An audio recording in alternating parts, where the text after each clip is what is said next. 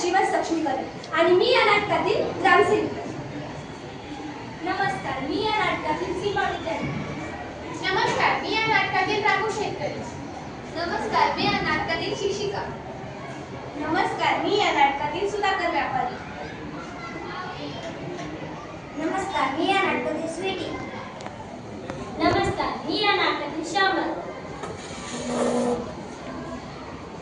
गावापासून शहरापर्यंत बदल घडवायचा, अहो बदल घडवायचा। मोबाईल आणि इंटरनेटचा वापर करून डिजिटल भारत, सक्षम भारत बनवायचा, हो बनवायचा। गावापासून शहरापर्यंत बदल घडवायचा, अहो बदल घडवायचा।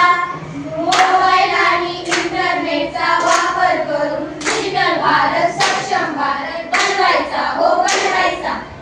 ही गोष्ट आहे एका अशा गावाची, तिथे डिजिटल भारताचा सुगंध पोहोचला आहे, पण अजूनही काही लोक तंत्रज्ञानापासून दूर आहेत। आपण मोबाईलवरून फोन पे, पेटीएम करू शकतो, किराणा, भाजीपाला, कपडे घरी मागू शकतो। यामुळे आपला वेळही वाचतो आणि आपण कमीत कमी वेळात जास्तीत जास्त कामे करू शकतो। काय झालं रामू काका, काय विचार करताय, कसलं टेन्शन? अहो आधीच एवढं टेन्शन आहे आणि त्याच्यात तू आली टेन्शन द्यायला। मी काय टेन्शन दिलं, काय झालंय सांगा तरी मला।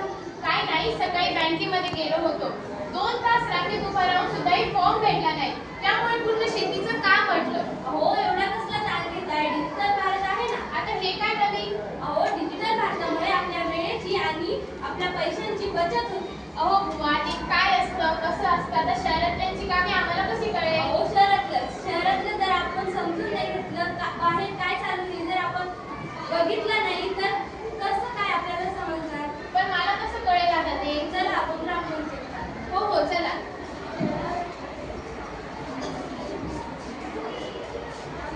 चला रामू काका येते। हो हो, आज येऊ का बाई? या ना रामू काका, बसा। नमस्कार बाई। नमस्कार, काय काम काढलं? काय नाही हो, सकाळी बँकेत गेलो होतो। मग काय झालं की नाही काम? नाही ना, मला त्याच्यातलं काही कळतच नाही। मला हेच कळत नाही की माझी पेन्शन आली आहे का नाही आली आहे। मग त्यात काय एवढं उमग ॲप आहे ना? आता हे कोणतं मग यार? हे भारत सरकारने काढलेलं ॲप आहे, जे सर्व शासकीय सेवांमध्ये उपलब्ध आहे। हे सर्वसामान्य लोकांनाही सहज वापर करतो। यामध्ये तुमचं पेन्शन आलंय की नाही आलंय ते सहज कळेल। अरे वा, हे तर खूप बरं आहे। हो म्हणजे मला माझी पेन्शन आता मोबाईलवरच कळेल? हो, आणि पावतीही लगेच मिळेल। बरं कोणतं ते ॲप? हे बघा, हे आहे ते उमग ॲप। अरे वा, मी याचा नक्की वापर करेन। चला येतो मी आता।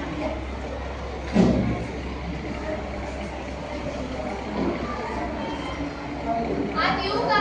या ना रामू काका, काय काम काढलं? काय नाही हो, ते बियाणे पाहिजे होते। कसले बियाणे आजपासून नवीन बियाणे काढले आहे? अहो कसले नवीन, ते आपले जुने बियाणे। हो, नवीन बियाणे म्हणजे आधुनिक प्रक्रिया केलेली बियाणे। हो का? मग तेच द्या।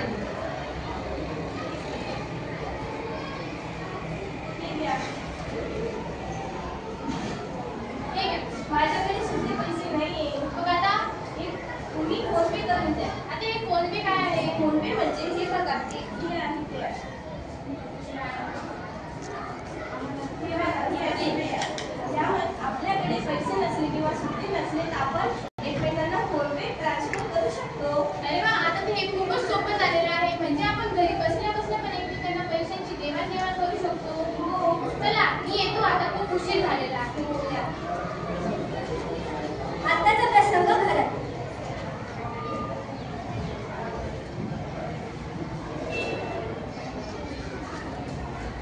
बाबा मला कपडे घ्यायचे।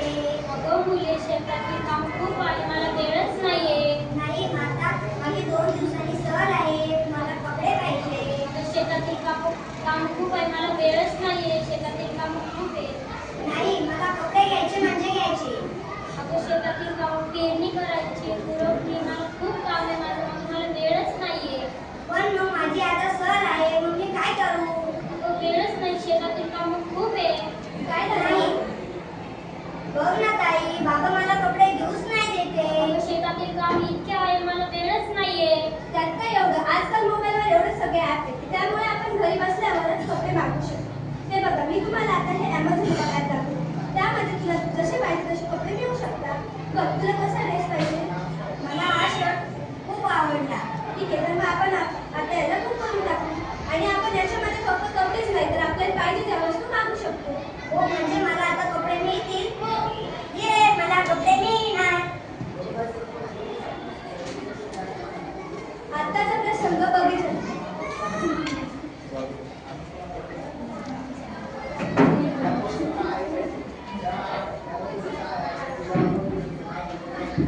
हे काय आहे झाडाला लावलेलं? हे झाडाला लावलेलं QR कोड म्हणजे क्विक रिस्पॉन्स कोड. पण याचा उपयोग काय आहे? याचा उपयोग आपण याला स्कॅन करून ते झाडाचं नाव काय, त्याची जात व प्रजात कोणती हे याच्यावर आपल्याला सर्व समजतं. आपण फक्त झाडाचं सांगू शकतो की आणखी कोणत्या गोष्टीचं सुद्धा? हो, आपण खूप साऱ्या गोष्टींचा QR कोड घेऊन आपण त्याच्याविषयी माहिती जाणून घेऊ शकतो. मॅडम, आता आम्ही घरी गेल्यावर नक्की हे करून पाहू. हो, चालेल. आत्ताचे प्रसंग शाळेत.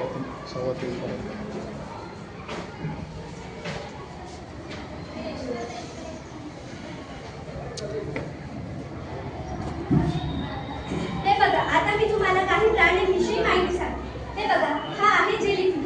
तुम्ही याला कधी पाहिलंय का? नाही. चला तर मग मी तुम्हाला हा प्राणी कसा दिसतो आणि याचा आवाज कसा आहे दाखवते. चल इकडे. हे असं सरळ.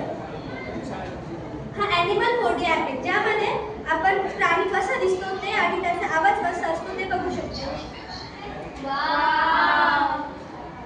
आणि आपण फक्त हेच नाही तर अजून सुद्धा काही प्राणी बघू शकतो. तुम्हाला बघायचे? हो. चल इकडे.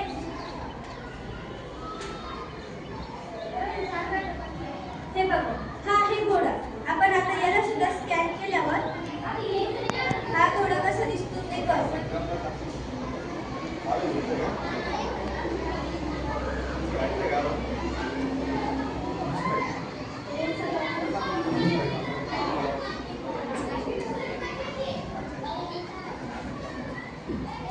आपण हे असं एकटाच प्राण्याला करू शकतो का? सगळे प्राणी सोबत करायला तर आपण असं करू नाही शकत का? चल इकडे, आपण याचं डायरेक्ट आता प्रात्यक्षिक करू.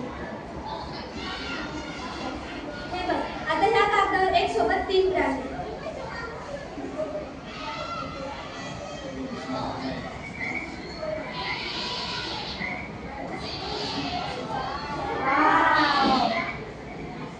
हे खूप सुंदर आहे. हो, आणि तुम्ही याला तुम्हाला जे पाहिजे ते प्राणी फोटो टाकून बघू शकता. आजचा तास खूप सुंदर झाला.